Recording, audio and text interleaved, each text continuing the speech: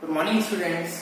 Last time पे मैंने motion chapter शुरू किया था और उसमें रेस्ट एंड मोशन टॉपिक मैंने क्लियर किया था। उसके साथ में डिस्टेंस डिस्प्लेसमेंट भी मैंने थोड़ा बहुत शुरू किया था। तो रेस्ट एंड मोशन के बाद जब मैंने थोड़ा सा इंट्रोडक्शन दिया था कि there are two types of physical quantities, one is vector quantity, other one is scalar quantity. Vector quantity is that physical quantity in which magnitude and direction both, and scalar quantity is that quantity in which only magnitude not direction. अब उसी physical quantities को थोड़ा सा board पे यहाँ पे explain करते हैं, जरा उसको देखिएगा। There are two types of physical quantities.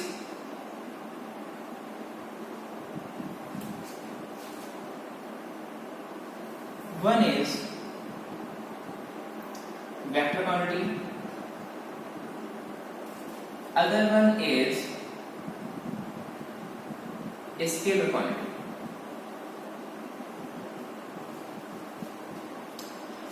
In vector quantity,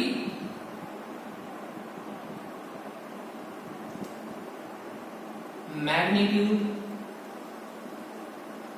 and direction both are included,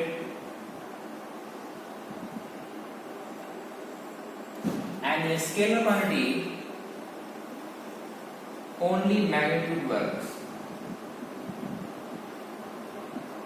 मैंने लास्ट में बताया था कि magnitude means that is a constant value.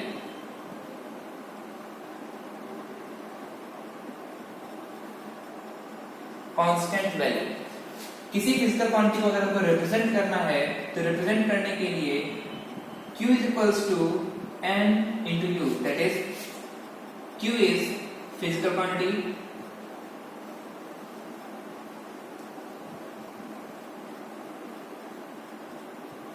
is equals to magnitude into unit. This is the formula. अब last time पे कुछ बच्चों ने मुझसे कहा कि उनको वेक्टर क्वांटिटी समझने में थोड़ी प्रॉब्लम हो रही है। हम पोजीशन वेक्टर को डिफाइन कर रहे हैं। 9th क्लास के बच्चों के लिए थोड़ा सा पोजीशन वेक्टर, वेक्टर क्वांटिटीज ये थोड़ा सा 11th का पोर्शन है, तो मैं यहाँ पे थोड़ा सा क्लियर करना चाहूंगा। अगर अभी आप लोग देख लेंगे तो आगे तो प्रॉब्लम नहीं होगी, ठीक है। तो ये हमारे पास बेसिक हो गया वेक्टर क्वांटिटी स्केलर क्वांटिटी का, हमारे पास ये होते हैं। अगर एग्जांपल की बात करेंगे तो स्केलर क्वांटिटी में हमारे पास एग्जांपल में अगर ले लोगे तो मास, टाइम एटसेट्रा, और वेक्टर क्वांटिटी में कोई भी फिजिकल क्वांटिटी कंसीडर करें, सपोज करो फोर्स, डिस्प्लेसमेंट,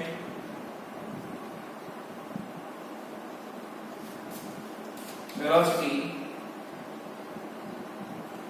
एटसेट्रा। इसी तरीके से यहाँ पर डिस्प्लेसमेंट है तो यहाँ पर डिस्टेंस होगा हमारे पास स्केलर क्वांटिटी में। यहाँ पर हमने वेलोसिटी ले रखा है वेक्टर क्वांटिटी में, तो यहाँ पर हमारे पास क्या होगा, स्पीड होगी स्केलर क्वांटिटी में, ठीक है। अब आगे बढ़ते हैं वेक्टर क्वांटिटी की तरफ। तो वेक्टर क्वांटिटी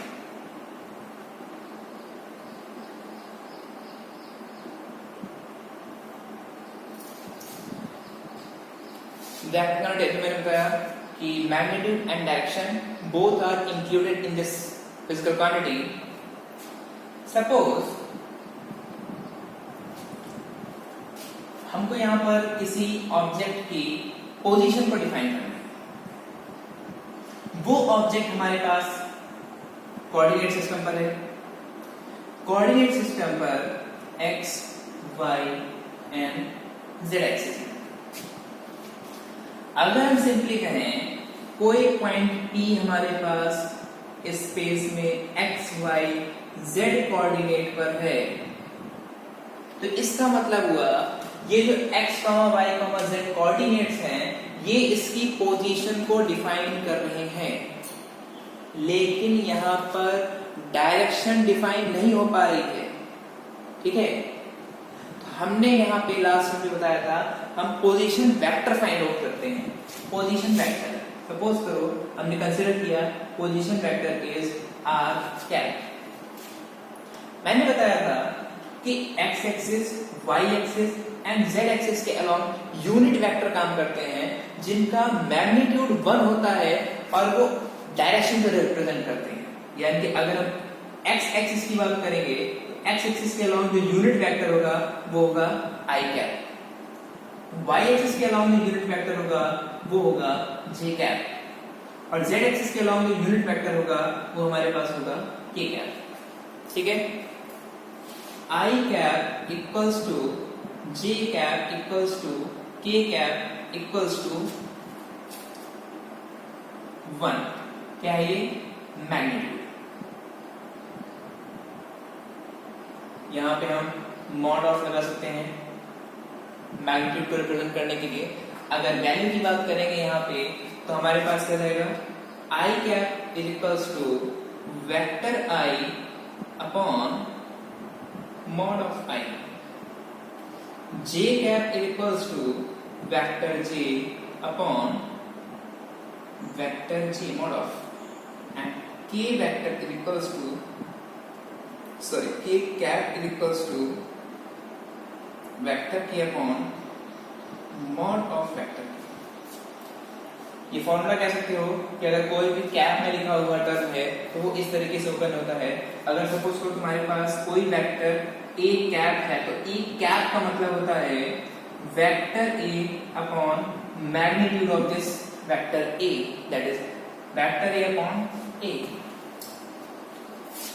अब हमारे पास आई कैप, जे कैप, के कैप, ये हमारे पास टर्म आ गए।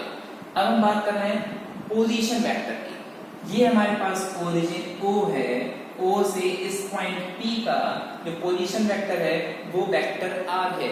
यहाँ पे ये भी कहते हैं कि डायरेक्शन दिखा सकते हैं कि O से P की ओर डायरेक्शन हम यहाँ पे फाउंड आउट कर रहे हैं। ठीक है, अब ये जो OP वेक्टर है या वेक्टर R है, ये वेक्टर R क्या होगा, यानी कि पोजीशन वेक्टर क्या होगा।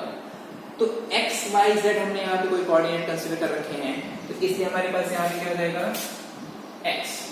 x कहाँ पे है? x एक्सिस के अलावा होगा। जब x एक्सिस के अलावा होगा तो i कैप वहां पे यूनिट वेक्टर है, यानी कि x एक्सिस के अलावा डायरेक्शन हमारे पास i कैप है, that is x i cap. Similarly plus y j cap plus z k cap. ये हमारे पास आया position vector vector r from origin two point p in terms of unit vector. इसी तरीके से अगर हम एग्जांपल कंसीडर करें कि हमारे पास यहाँ पे x y z की जगह सपोज करो कोऑर्डिनेट दे रखे हैं 2, 3, -2, तो पोजीशन वेक्टर हमारे पास होगा वो होगा vector r is equals to 2 i cap plus 3 j cap minus का 2 k कैप। यहां तक मेरे हिसाब से क्लियर होना चाहिए, किसी को कोई डाउट यहाँ पे नहीं आना चाहिए।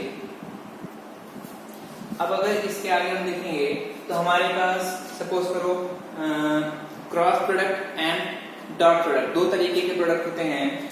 दैट इज सपोज करो vector A cross vector B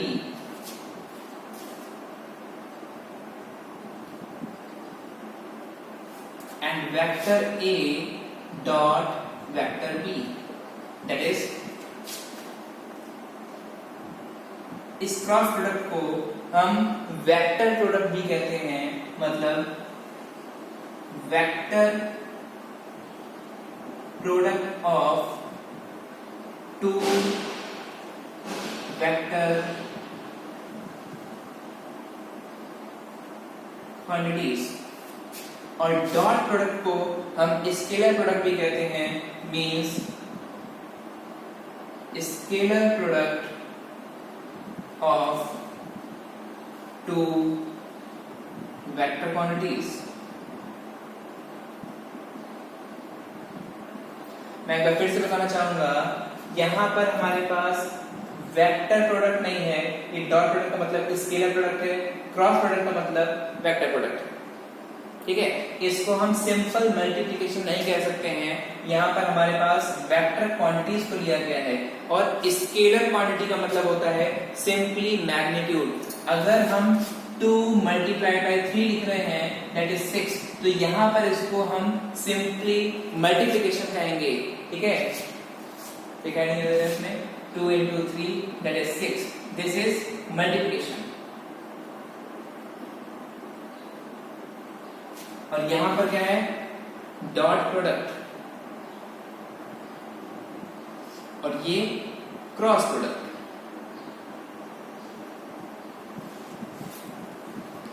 clear है इतना? तो ये हमारे पास बेसिक है।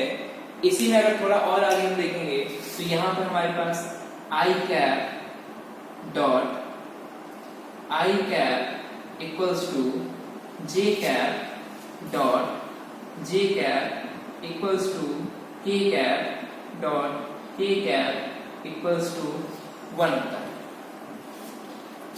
अगर i cap dot j cap या i cap dot k cap या j cap dot k cap है तो इसकी वैल्यू 0 होती है। सिमिलरली अगर i cap cross j cap है it equals to k cap, j cap cross k cap है दैट इज आई कैप,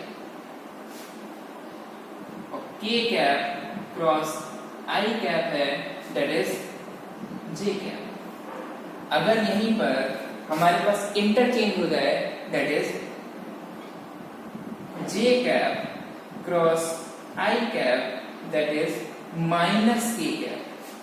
अगर ये हमारे पास सपोज करो k cap cross j cap is equals to minus i cap. Similarly this one i cap cross k cap equals to minus j cap. काफी कुछ इसमें आपका आगे का है, 11th क्लास का है। ठीक है, इसमें सिर्फ प्रॉब्लम आपको यहाँ पोजीशन वेक्टर पे आ रही थी। तो पोजीशन वेक्टर क्या बता रहा है, सिर्फ हमारे पास किसी पर्टिकुलर ऑब्जेक्ट की पोजीशन बता रहा है कि कोऑर्डिनेट एक्सिस में हम किस तरीके से पोजीशन वहां पे डिनोट करते हैं। तो वेक्टर फॉर्म पे डिनोट करने के लिए हमको वहां पे एक्स एक्सिस, वाई एक्सिस और जेड एक्सिस के अलावा हमको डायरेक्शन चाहिए होती है, इसलिए वहां पे हम यूनिट वेक्टर का यूज करते हैं, आई कैप, जे कैप एंड के कैप का। तो जो भी कोऑर्डिनेट्स हमारे पास होते हैं वहां पर उसको इस तरीके से डिनोट करते हैं। क्लियर है इतना? Thank you.